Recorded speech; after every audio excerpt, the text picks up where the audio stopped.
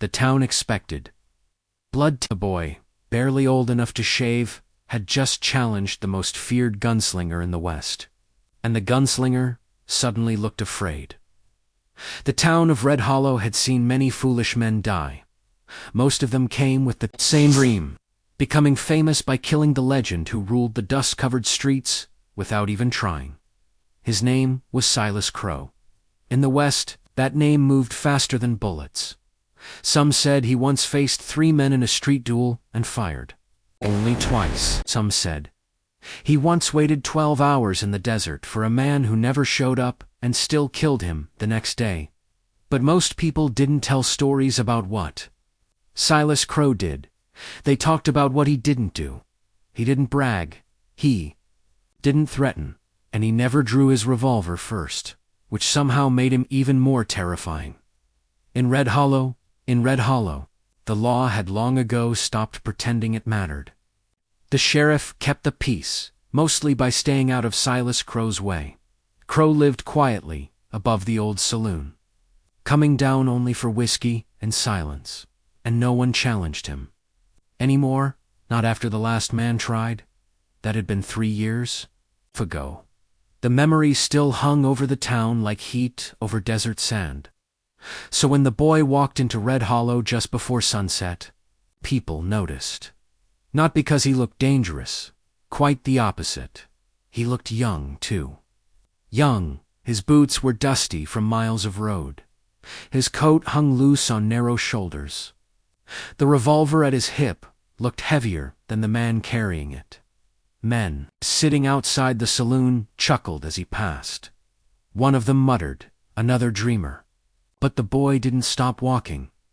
He crossed the empty streets slowly, like someone who had already made peace with whatever waited at the end.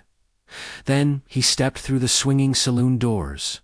Inside, the piano stopped. Cards froze in Mitter and Sin. At a small table near the window sat Silas Crow, the most feared gunslinger in the West. The boy stood in the middle of the room, talking quiet.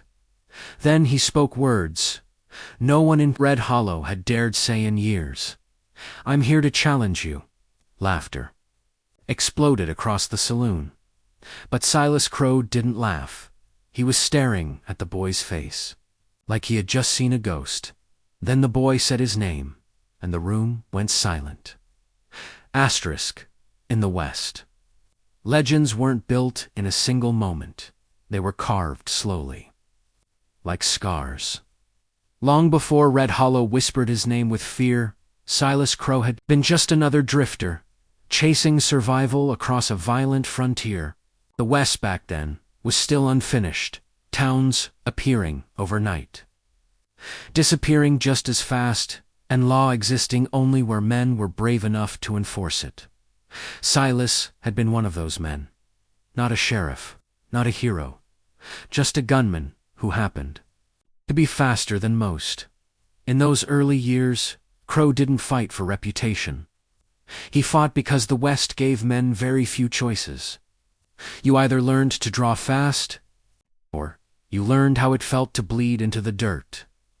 Word of his speed spread quietly. A gambler in Tucson who never finished a hand. A cattle thief outside Amarillo who thought the night would hide him. 2 brothers who tried to rob a stagecoach and discovered too late that the quiet passenger in the back seat carried a revolver. Silas never celebrated his victories. He simply moved on, town to town, job to job, sometimes bounty hunter, sometimes hired gun, sometimes nothing more than a shadow. Drifting through saloons and empty roads, but there had been one place where things were different. One town where Silas Crow stayed longer than usual, a small settlement called Dry Creek. Dry Creek wasn't much, just a few wooden buildings, a stable, and a stubborn group of settlers trying to survive the desert winds. But something about the town slowed Crow down. Maybe it was the quiet. Maybe it was the way people there looked at him with cautious respect instead of fear. Or maybe it was the man who ran the town, Marshal Daniel Holly. Holly had been everything. Crow wasn't. Calm, principled. The kind of man who believed law should stand taller than violence. Most gunmen didn't last long around men like Holly, but Crow stayed. For almost a year, the two men shared the strange balance that sometimes happens in the frontier. Law and outlaw, walking the same dusty streets without crossing the line. They weren't friends, but they understood each other. Holly kept order. Crow kept trouble away. Simply by existing, the arrangement worked until the night it didn't. It started with a robbery. A group of bandits rode into Dry Creek after dark, hoping the small town would be easy prey. But they hadn't expected Marshal Holly, or the quiet gunslinger, drinking. Alone in the corner of the saloon, what followed was quick gunfire in the street, shattered lanterns, men shouting in the dark by sunrise. 3 bandits were dead, and the rest had fled into the desert, but so had something else. Marshal Daniel Holly was lying in the dust. A bullet through his chest. Some said one of the bandits fired the shot. Others weren't so sure, because witnesses remembered something strange. In the chaos of the gunfight, 2 shots had been fired at the exact same moment. One from the shadows, one from Silas. Crow, and no one ever proved which bullet killed the marshal. Crow left Dry Creek. The next morning, he didn't argue. He didn't explain. He simply packed his saddle and rode west. After that day, the stories about Silas Crow changed. He was no longer just fast. Now he was something darker. A man who might have killed the only honest marshal in 100 miles. A man who never returned to Dry Creek, and a man who never again stayed long enough in any town to let people ask too many questions. Years passed, the legend grew until one quiet evening in Red Hollow. A boy walked into a saloon and spoke a name. That's Silas Crow. Had not heard in nearly 20 years. Holly, and suddenly, the past wasn't buried anymore. Asterisk. The silence inside the saloon felt heavier than gun smoke. Every man in the room was staring. Now not at the boy. At Silas Crow, because something had changed in the gunslinger's face. The same man who had faced killers, bandits, and bounty hunters without blinking was now sitting perfectly still, as if the past had just reached out and grabbed him by the throat. The boy stood his ground. "You heard me," he said calmly. "My name is Thomas Holly." The name rolled across the room like distant thunder. A few men exchanged uneasy glances. Even in Red Hollow, people had heard whispers of the Dry Creek story. Most didn't know the details, but they knew enough to understand one thing. Holly, that was the name of the marshal who died the night Silas Crow disappeared.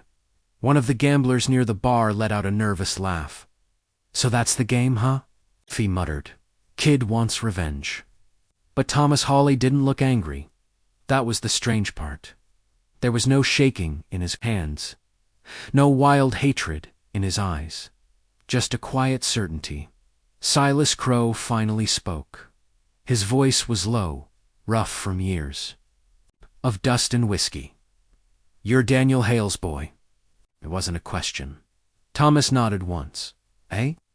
Faint ripple moved through the saloon as men leaned forward to hear every word. Crow studied the boy carefully now. The resemblance was there, not obvious at first glance. But once you saw it, you couldn't unsee it. The same steady eyes, the same stubborn jaw. Marshal Holly had once carried himself like a man who believed the world could still be better than it was, and somehow that belief had survived. "In his son, you come all this way for revenge?" Crow asked. Thomas shook his head. "No." That answer confused everyone in the room. Crow narrowed his eyes slightly. "Then why are you here?" The boy took a slow breath. "Because my father deserved the truth." The saloon was so quiet now that the creaking wood of the building could be heard shifting in the evening wind. "For 20 years," Thomas continued, "people said you killed him." Crow didn't respond. "Some say it was an accident. Some say it was betrayal. Some say you shot him in the back." Still no reaction. "But no one knows the truth," Thomas said. He stepped forward 1 pace, "and the only man who can answer that question is you." The tension in the room tightened, like a rope pulled too far. One of the men near the door whispered, "Kid's digging his own grave." But Thomas didn't look afraid. He looked determined. Silas Crow slowly pushed his whiskey glass aside. His eyes never left the boy. "You think pointing a gun at me will give you answers?" Thomas rested his hand near the revolver on his belt. "Not pointing," he said. "Challenging." A murmur spread across the saloon. Now everyone understood. This wasn't just revenge. This was a duel. The oldest kind of truth in the West. 2 men. 1 street. 1 moment that would decide everything. Crow leaned back slightly in his chair. For the first time in years, the legendary gunslinger looked tired. "Son," he said quietly, "you don't know what you're asking for?" Thomas Hale's answer came without hesitation. "Yes, I do." Outside, the sun was beginning to sink behind the desert hills in the west. That meant only one thing. Duel time was coming, and for the first time in 20 years, Silas Crow looked like a man who wasn't sure he wanted to draw. By the time the sun touched the horizon, the entire town of Red Hollow had gathered outside. Word traveled fast in the west. A boy had challenged Silas Crow, and Crow had accepted. The street was silent, except for the restless wind pushing dust between the wooden buildings. Men stood along the boardwalks, hats low, eyes sharp. Even the sheriff kept his distance, knowing some things in the frontier followed older laws. 2 men stepped into the street. One was a legend. The other barely looked old enough to carry a revolver. Silas Crow walked slowly to his mark in the dirt. His coat moved gently with the desert breeze, his hand resting loosely near the worn grip of his revolver. Across from him stood Thomas Hale. The boy looked calm. Too calm. That made some people uneasy. Crow studied him carefully. "You sure about this?" he asked quietly. Thomas nodded. "For my father." The gunslinger exhaled slowly. For a long moment, neither man spoke. Then Crow said something no one expected. "You're standing like him." Thomas frowned slightly. "My father?" Crow nodded once. Same stance. Same way of watching a man's hands instead of his gun. The boy didn't respond, but the words lingered in the air between them. The town held its breath as the final sunlight stretched long shadows across the street. Then Crow spoke again, and this time his voice carried something heavier than regret. "Your father didn't die because of the bandits." A ripple moved through the crowd. Thomas's eyes sharpened. "What does that mean?"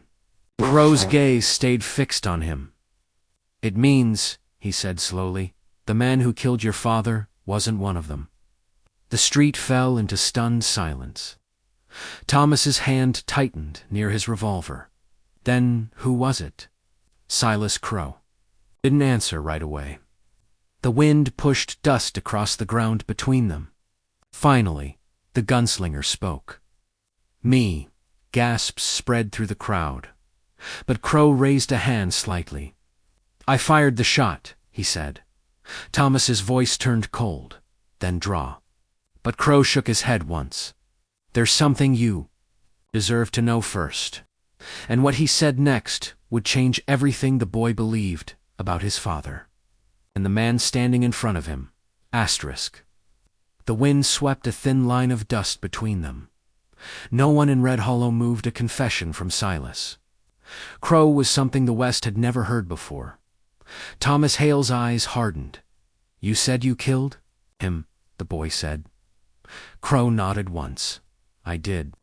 A murmur moved through the watching crowd. Some men looked shocked.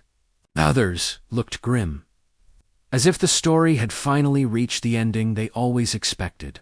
But Crow didn't reach for his gun. Instead, he spoke again. "Your father knew it might happen." Thomas's jaw tightened. "Don't lie about him." "I'm not," Crow replied quietly. The gunslinger looked past the boy for a moment, as if seeing a different street, a different night. "That robbery in Dry Creek wasn't random," Crow continued. "Those men came for something."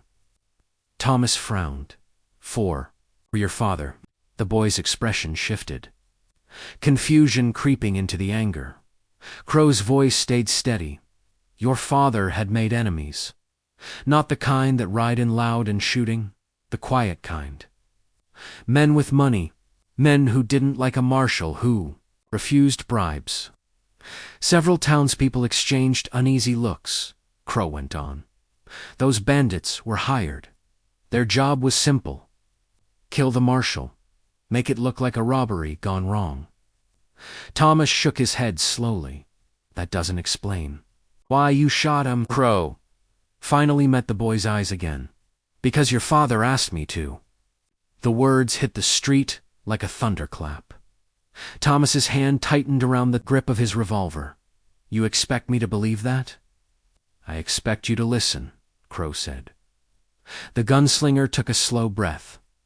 That night, during the fight, one of those men got behind him, rifle aimed straight at his back. "Your father saw it a second before I did." Crow paused, and he knew he wasn't fast enough. The wind creaked a loose sign somewhere down the street. He looked at me. Crow said quietly, and he understood something. Thomas stared at him. "What?" "That if the hired killers took him alive, they'd come for his family next." The boy's breathing slowed. Crow continued. "Your father didn't have time to explain, didn't have time to turn. So he did the only thing he could." Crow's voice dropped lower. He nodded at me. Thomas whispered the question he already feared. "And you shot him?" Crow nodded once. "One clean shot to the heart." Silence swallowed the street. "He died before the rifle behind him could fire." Crow finished. Thomas's revolver hand trembled. Slightly now. Crow's eyes were heavy with something that looked a lot like 20 years of regret. "I killed him," the gunslinger said. "But I didn't murder him." The boy's voice was barely audible. "Why didn't you ever tell anyone?" Crow looked toward the fading sunset. "Because your father asked me for one more thing," Thomas swallowed. "What?" Crow answered quietly. "To carry the blame, so his family could live without those men ever coming back." Then suddenly, the duel in the dusty street wasn't about revenge anymore. It was about deciding whether the truth was worth more than a legend. Asterisk. The street of Red Hollow had never been so quiet. The wind had died. The crowd had stopped breathing. And, in the center of the dust-covered road stood a boy holding the weight of 20 years of anger, and a truth he had never imagined. Thomas Hole stared at Silas Crow. "You're lying," he said, but the certainty in his voice was fading. Crow didn't move. "I wish I was." Thomas shook his head slowly. "My father believed in the law." "He did," Crow said. "That's why he made the choice he did." The boy's eyes searched Crow's face, looking for cracks, for hesitation, for the smallest sign of deception. But Crow looked exactly like what he was, a tired man who had been carrying the same memory for far too long. "You expect me to believe," Thomas said, "that my father asked you to kill him, and you just kept quiet for 20 years? Crow nodded. "He didn't ask with words." Thomas frowned. "Then how?" Crow looked down the street for a moment before answering. "In the middle of that gunfight, things move faster than thoughts. Your father saw the rifle behind him. I saw it a second later. He lifted his eyes back to the boy, but before I could shout, he looked at me. Thomas said nothing, Crow continued, and he gave a small nod. The gunslinger demonstrated it, barely moving his head. It meant one thing. Thomas's voice dropped. Do it. Crow nodded. That was the only way to keep those men from capturing him. If they took him alive, they'd make him talk. Names, family, everything. The boy's hand slowly loosened around his revolver. Crow continued quietly. I made the shot before. The rifleman could pull the trigger. And the rifleman? Thomas asked. Dead 5 seconds later? The street remained frozen in silence. Crow finally took a step back. Your father died protecting you, he said. Just like he lived, Thomas's breathing grew uneven. For years he had carried a single purpose across deserts and towns. Find Silas Crow. Kill the man who murdered his father. But now that purpose was cracking apart. If that's true, Thomas whispered, why didn't you tell me when I walked into that saloon? Crow gave a faint, bitter smile. Because men don't believe stories like that. The boy didn't argue. Crow continued. They believe simpler ones. Like revenge. Like betrayal. Like a villain who deserves a bullet. Thomas stared at the revolver hanging at his side. The entire town was watching him now, waiting. Waiting to see whether the legend would survive, or finally fall. Crow slowly spread his hands away from his gun. If you still want your duel, he said, draw. Gasps rippled through the crowd. Crow stood completely still. No movement. No trick. Just a man offering his life. You came here for justice, Crow said quietly. Well, here it is. Thomas's fingers hovered near the grip of his revolver. The boy could feel every eye in red hollow on him. This was the moment stories were born. The moment that would decide who he was, the son of a lawman, or the man who killed the only witness to the truth. The wind returned suddenly, pushing dust. Across the empty street, Thomas slowly raised his hand toward his gun, and the entire town braced for the sound of a single shot. Thomas Hale's hand stopped halfway to the revolver. For a moment, the street of Red Hollow felt suspended in time. The crowd waited. Silas Crow didn't move. The legendary gunslinger stood exactly where he was, hands away from his weapon, eyes steady on the young man in front of him. He wasn't preparing to draw. He was waiting to die.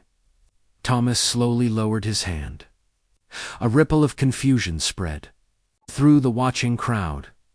You could have walked away, Thomas said quietly. Crow didn't respond. You could have told people the truth, the boy continued. Cleared your name, lived like a hero. Crow gave a faint, tired smile. Your father didn't want a hero. Thomas frowned. He wanted his family safe. The boy looked down at the dusty ground where the wind had begun to erase their footprints. 20 years of anger had brought him here. 20 years of stories about betrayal. 20 years believing the man in front of him had murdered the best man he ever knew. And yet, the truth felt heavier than the lie ever had. Thomas finally looked up. My father trusted you, he said. Crow nodded once. That was the hardest part. The boy stepped back. The duel was over before it ever truly began. Somewhere in the crowd, someone let out a slow breath. Thomas turned slightly, preparing to leave the street. But before he walked away, he spoke one last time. 420. Ears, he said. You carried a reputation that wasn't yours. Crow shrugged lightly. That's the West. Thomas looked back at him. Not anymore. Without another word, the boy walked toward the edge of town. The legend of Silas Crow didn't end that evening. But it changed. Because from that day forward, People in Red Hollow no longer spoke about the gunslinger who killed a marshal. They spoke about the man who kept a promise for 20 years, even when the entire West believed he was the villain. And sometimes, the quietest men carry the heaviest truths. Some legends are built on fame. Others are built on silence. If this story made you question what justice really looks like in the Wild West, then you're already hearing the whispers of the West. Subscribe for more cinematic frontier stories about secrets, betrayal, and the men who carried the weight of the truth alone, out here in the dust. Every legend has a story.